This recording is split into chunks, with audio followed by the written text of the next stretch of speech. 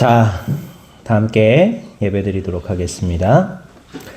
우리가 이 보배를 질그릇에 가졌으니 이는 심히 큰 능력은 하나님께 있고 우리에게 있지 아니함을 알게 하려 함이라. 거룩하신 하나님, 주일을 맞이하여 주님의 복된 교회에 모여 예배할 수 있도록 불러주시는 애 감사합니다. 이 시간 주님 받으시기에 합당한 영과 진리로 예배할 수 있도록 성령께서 우리 마음 가운데 임하여 주시옵시고 그 예배를 통하여 우리의 영혼이 소성되어지며 우리를 위하여 십자가에서 피 흘려 죽으신 예수 그리스도의 구원의 은혜가 삶 가운데 충만한 열매로 맺어지는 복된 은총이 넘치게 하여 주옵소서. 모든 근심과 우리의 삶의 짐을 다 예수님께 맡겨드리옵나니 주여, 이 시간 주님 안에서 참된 평강과 온전한 기쁨을 누리는 복된 예배의 시간이 될 수 있도록 함께하여 주시고 이 자리에 함께하지 못한 사랑하는 모든 교우들과 가족들 위에도 하나님의 크신 은총으로 덧입혀 주시기를 소망하오며 우리 구주 예수 그리스도의 이름으로 간절히 기원하옵나이다. 아멘. 사도신경으로 신앙 고백 드리겠습니다. 전능하사 천지를 만드신 하나님 아버지를 내가 믿사오며 그 외아들 우리 주 예수 그리스도를 믿사오니 이는 성령으로 잉태하사 동정녀 마리아에게 나시고 본디오 빌라도에게 고난을 받으사 십자가에 못 박혀 죽으시고 장사한 지 사흘 만에 죽은 자 가운데서 다시 살아나시며 하늘에 오르사 전능하신 하나님 우편에 앉아 계시다가 저리로서 산 자와 죽은 자를 심판하러 오시리라. 성령을 믿사오며 거룩한 공회와 성도가 서로 교통하는 것과 죄를 사하여 주시는 것과 몸이 다시 사는 것과 영원히 사는 것을 믿사옵나이다. 아멘. 이 시간 하나님께서 우리에게 주시는 말씀은 창세기 45장 3절에서 11절까지 말씀입니다. 구약성경 71쪽입니다. 창세기 45장 3절에서 11절까지 말씀.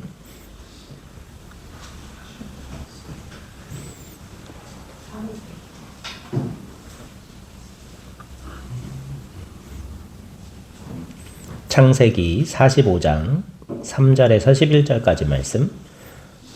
구약성경 71쪽입니다. 봉독해 드리겠습니다. 요셉이 그 형들에게 이르되 나는 요셉이라. 내 아버지께서 아직 살아 계시니이까. 형들이 그 앞에서 놀라서 대답하지 못하더라. 요셉이 형들에게 이르되 내게로 가까이 오소서. 그들이 가까이 가니 이르되 나는 당신들의 아우 요셉이니 당신들이 애굽의 판자라. 당신들이 나를 이곳에 팔았다고 해서 근심하지 마소서. 한탄하지 마소서. 하나님이 생명을 구원하시려고 나를 당신들보다 먼저 보내셨나이다. 이 땅에 2년 동안 흉년이 들었으나 아직 5년은 밭갈이도 못하고 추수도 못할지라. 하나님이 큰 구원으로 당신들의 생명을 보존하고 당신들의 후손을 세상에 두시려고 나를 당신들보다 먼저 보내셨나니 그런즉 나를 이리로 보낸 이는 당신들이 아니요 하나님이시라. 하나님이 나를 바로에게 아버지로 삼으시고 그 온 집의 주로 삼으시며 애굽 온 땅의 통치자로 삼으셨나이다. 당신들은 속히 아버지께로 올라가서 아뢰기를 아버지의 아들 요셉의 말에 하나님이 나를 애굽 전국의 주로 세우셨으니 지체 말고 내게로 내려오사 아버지의 아들들과 아버지의 손자들과 아버지의 양과 소와 모든 소유가 고센 땅에 머물며 나와 가깝게 하소서. 흉년이 아직 5해가 있으니 내가 거기서 아버지를 봉양하리이다. 아버지와 아버지의 가족과 아버지께 속한 모든 사람에게 부족함이 없도록 하겠나이다 하더라고 전하소서. 아멘. 오늘 본문 말씀은 창세기 많은 이야기들 중에서 아주 극적인 그러한 내용 가운데 하나입니다. 이 형들이 요셉을 애굽에 팔았는데 전혀 모르고 살아오다가 많은 시간이 지난 후에 형들과 요셉이 애굽의 총리가 된 이 요셉이 다시 만나게 되는 그러한 사건을 다루고 있는 내용이 오늘 본문이에요. 우리가 오늘 본문을 묵상하면서 이 요셉의 믿음의 고백을 통하여서 하나님의 뜻을 보는 새로운 믿음의 관점을 얻는 은혜를 누리기를 바랍니다. 여러분, 십자가가 이렇게 벽에 붙어 있을 때는 십자가의 모양대로밖에 바라볼 수가 없지만요, 탑에 달려있는 십자가는요, 보는 각도에 따라서 되게 다양한 모양으로 보일 수 있다는 것을 알 수 있을 거예요. 옆에서 바라보면 어때요? 십자가로 보이지도 않죠. 그냥 막대기로밖에 보이지 않습니다. 각도가 조금 다르면 십자가겠구나 라고 짐작은 하겠지만, 엄밀한 모양으로 살펴보면 십자가의 형태가 아닌 그러한 모양으로도 보이는 것이 바로 십자가를 보는 각도에 따라서 여러 가지 모양으로 볼 수 있는 이 관점의 차이를 이야기할 수 있습니다. 이 관점, 보는 시점이라는 게 상당히 중요하죠. 사물이나 현상을 관찰할 때 그 사람이 보고 또 생각하는 태도나 방향 또는 위치에 있는 처지, 그런 것들이 바로 관점이라는 거예요. 물체를 바라보는 시각의 차이뿐만 아니라 또 어때요? 색깔도 다르게 보일 수 있어요. 여러분, 색안경에 대한 비유를 우리가 많이 이야기하죠. 넌 왜 그렇게 세상을 색안경을 끼고 보니? 라고 이야기를 하는 것 들을 수 있죠. 여러분, 선글라스 써보셨겠지만요, 대부분 눈의 시력에 도움이 된다는 갈색이나 회색 선글라스들을 주로 쓰는데요. 한때 이 파란색, 하늘색 선글라스가 유행했던 시절이 있었어요. 저도 하늘색 선글라스를 한번 써봤는데요. 한여름에 무더운 여름거리를 바라봐도요, 이 하늘색 선글라스를 쓰고 바라보면 어때요? 새벽빛 같아요. 그리고 이 온도에 대한 느낌 있잖아요. 사람이 그 느낌이 하늘색 선글라스를 쓰니까 한결 온도는 하나도 변하지 않았는데 파랗게 하늘색으로 보이니까 거리가 더 시원해지는 그러한 느낌이었어요. 뿐만 아니라 빨간색으로 우리가 색안경을 쓴다면 온 세상이 다 빨갛게 보일 수밖에 없겠죠. 색안경 색깔을 다르게 보이게 하는 그러한 현상이죠. 우리 사람은요, 누구나 세계관이라는 것을 가지고 살아가요. 세상을 바라보는 관점을 사람마다 다르게 가지고서 산다는 의미예요. 여기에 우리 가족들 여러분이 앉아 계시지만요, 한 가족 안에서도 또 형제 간에도 부부 간에도 이 세상을 바라보는 관점이 조금씩은 다르다는 것을 우리는 알 수 있어요. 사물을 보는 시각적 기준뿐만 아니라 세상과 현상을 이해하는 기준이 저마다 조금씩 다르다는 거예요. 이게 요즘 우리가 얘기하는 포스트 모더니즘 시대를 살고 있다라고 이야기하는 이 철학적 사조의 핵심되는 사고방식이에요. 아무리 한 사람이 만들고 그리고 또 쓴 소설이나 음악 그런 것이라 하더라도 보는 사람의 시각과 관점에 따라서 다 다르게 해석될 수 있다는 거예요. 그리고 중요한 거는요, 예전에는 어떤 권위적 해석이라는 것이 있었어요.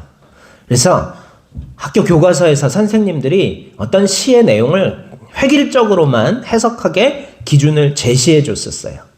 이게 옳은 것이다.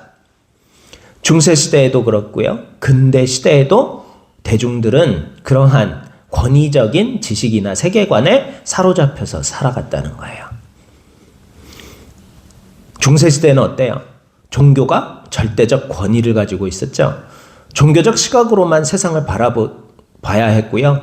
다른 시각을 가지고 있으면 이단이라고 정죄해서 심하면 사형에 처해지는 경우도 있었죠. 교회에서 파문당하면은요, 학자로서 예술가로서 활동을 할 수가 없었던 그러한 시대도 살았다는 거예요. 근대 시대에는 뭐가 있었을까요? 바로 과학과 인간의 지성에 대한 무제한적인 신뢰가 있었어요.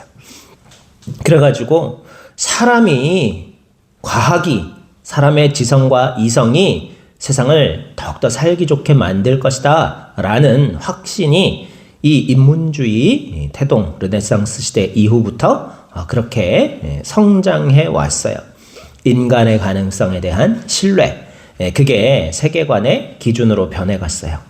그런데요, 1, 2차 세계대전을 겪고 나서 사람들이 인간의 지성에 대해 의문을 품기 시작했어요. 사람은 과연 선한가? 그리고 사람의 지성으로서 과연 살기 좋은 세상을 만들 수 있을까? 의심하기 시작했다는 거예요. 그리고 나서 이 현실주의, 그러한 모더니즘이 행행하기 시작했어요. 실존주의라는 것이 생겨나기 시작하더니 이제 그 실존주의도 넘어서서 포스트 모더니즘이라는 사조가 우리의 철학을 그리고 세계관을 뒤흔들기 시작했어요. 절대적 권위라는 건 없다. 세상을 보는 혹은 예술 작품을 이해하고 해석하는 절대적 권위적 기준이라는 것은 없다. 모든 사람의 각자의 기준이 모두 다 옳으며 많은 사람들이 지지한다고 해서 그것이 절대적인 것은 아니다라고 하면서 절대 권위와 절대 가치, 보편적 세계관에 대해서 의심하는 시대를 우리는 살고 있어요. 철학적으로는 가치 있는 깨달음일지 모르겠지만요, 이렇게 보편적 가치를 잃어버린 세대의 사람들은 어때요? 방황할 수밖에 없다는 거예요. 죄 앞에서도 무분별해진다는 거예요.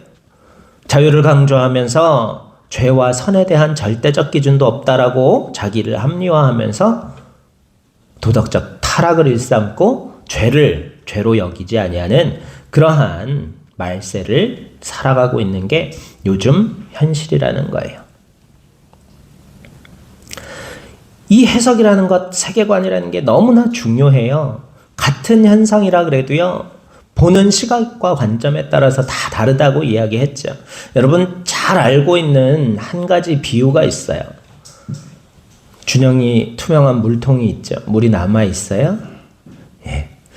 절반 정도 남아 있는 물컵을 바라보는 두 가지 관점에 대해서 소개하는 이야기 알고 있죠.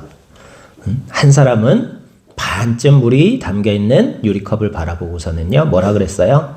아, 이제 물이 반밖에 남지 않았구나. 벌써 반이나 마셔버렸구나. 라고 이야기하는 사람이 있고요. 또 어떤 사람은 어때요? 아직 반이나 남아있구나. 라고 해석하는, 받아들이는 사람이 있다는 거예요. 우리 인생에도 똑같이 물이 반이 남은 것을 보는 것은 똑같은 거예요. 그런데 보는 기준에 따라서 전혀 상반된 해석을 할 수 있는 게 우리 사람이라는 것이고 관점이라는 것이며 세계관이라는 거예요. 삶에 주어지는 여러 가지 시련과 환난에 대한 우리의 관점도 서로 달라요. 어떤 실패를 또 시련을 새로운 기회로 삼는 사람이 있는가 하면 어때요? 절망에 빠지고 그리고 여태까지 이루었던 모든 성공조차도 다 무의미하게 만들어버리는 그런 늪처럼 실패를 바라보는, 어려움을 바라보는 시각도 해석도 있을 수 있다는 거예요. 명품에 대한 사람들의 생각도 다 그래요. 명품 싫어하는 사람이 어디 있겠어 라고 이야기하지만요, 명품 별로 좋아하지 않는 사람들 많이 있죠. 한번 사줘보고 그런 얘기해라고 누군가 저를 쳐다보고 있는 것 같아요. 내가 좋아하는지 싫어하는지도 모르겠어. 사줘나 보고서 얘기해. 자녀에 대한 부모의 생각 역시 마찬가지예요. 자녀를 어떻게 생각하는가. 여성들은요, 전통적으로 내 몸에서 내 새끼를 낳았다라는 생각 때문에 나와 연결되어 있다는, 내 신체의 일부라는 무의식적인 생각을 가지고 살아간대요, 평생을. 그래서 자식들이 시집가고 결혼하고 그래도요, 내 몸의 일부다라는 그러한 생각들을 가지고 있다고. 그래서 자녀에 대한 소유권을 나도 모르게 주장하면서 살아간다 그래요. 남자들은 또 다른 저기를 가지고 있겠죠. 편견과 어떤 그런 자녀에 대한 관점을 가지고 있을 텐데요. 이 모든 생각의 차이들, 그리고 우리의 삶에 커다란 변화를 일으키게 되는 그러한 차이가 뭐예요? 해석의 차이 때문이라는 것을 깨달을 수 있기를 간절히 소망합니다. 오늘 본문 말씀도 해석의 차이를 극명하게 보여주고 있는 말씀이에요. 창세기 족장사의 클라이막스에 해당하는 이 본문 말씀에 13년 전 도단의 한 우물가에 함께 있었던 요셉과 그 형들이 서로 다르게 기억하고 있다는 거예요. 동일한 사건이었는데 서로 다르게 해석하고 보고 있는 것을 볼 수 있죠. 형들에게는 이 날이 어떤 날이에요? 심판의 두려움에 빠져 있는 날이죠. 요셉이 애국의 총리가 되었어요. 자기들이 미워해서, 질투해서, 아버지가 요셉만 사랑해 주는 것 같아서, 또 시건방지게 자기 꿈 얘기를 하는데 너무 듣기 싫은, 자기가 제일 잘났다는 듯한 그런 꿈 얘기를 하는 얄미운 동생을 죽이려고 그랬어요. 원래는 죽여서 구덩이에 던지려고 그랬는데요. 그 중에서도 아버지의 뜻을 제일 철저하게 따랐던 유다가 와서 건져서 데려가려고 구덩이에다가 그냥 던져두자, 생명까지는 해하지 말자, 그렇게 설득하고 구덩이에 던졌지만 돌아와 보니까 어떻게 됐어요? 다른 형제들이 이미 꺼내갖고 지나가고 있는 상인들에게 노예로 팔아버렸던 거예요.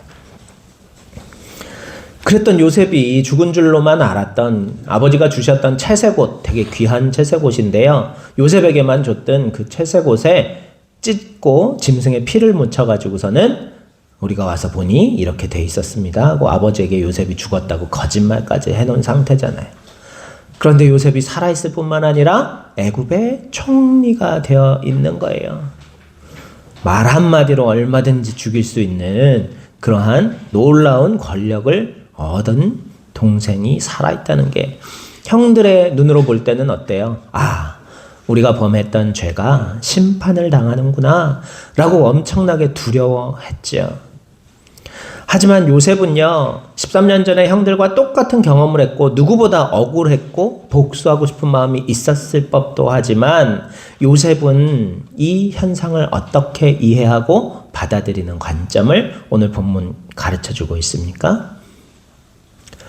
많은 사람들의 생명을 구원하고자, 특히 아버지와 형들과 그 자식들을, 이스라엘을 살리시기 원하시는 하나님의 구원이었다. 그렇게 고백하고 있는 요셉의 모습을 볼 수가 있죠.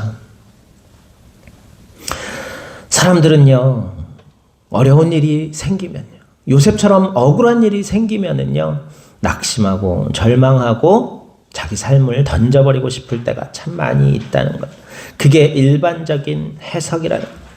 불행이 연속적으로 찾아오면 절망하고 낙심하고 자포자기하고 믿음까지도 버리고 폐인의 삶을 살기 쉬운 게 일반적인 해석이고 사람들의 관점이라는 거예요.